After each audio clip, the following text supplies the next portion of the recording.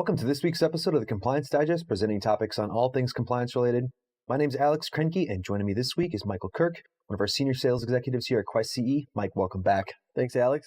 This week we want to talk about data security. More specifically, we're going to be focusing in on Heartbleed, which has been making all the headlines. So today we want to dig into exactly what it is and how it's impacting you and your customers. So Mike, talk a little bit about Heartbleed. Sure. Yeah, we've all heard of it by now.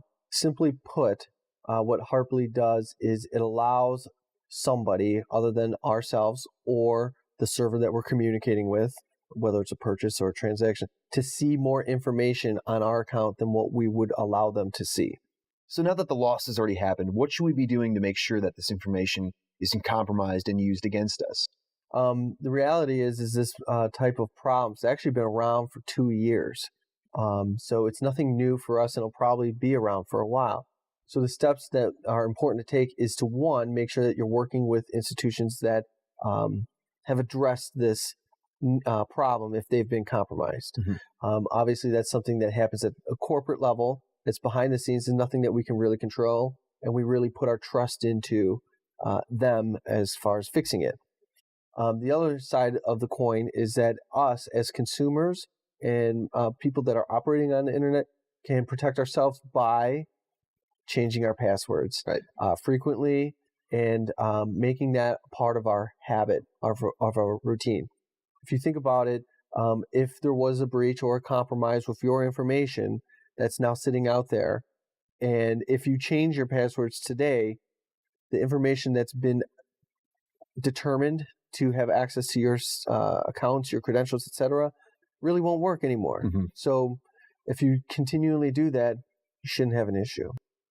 And there's been a list of sites that have been impacted by Heartbleed. And I know a lot of people looked at the financial services industry and thought, that's where my money is, that's where my future is. How did they fare in comparison to the rest of the world? There was a nice roundtable discussion through Financial Services Roundtable that posted a scorecard results of a series of sample firms that were selected and interviewed regarding this topic of Heartbleed. Mm-hmm.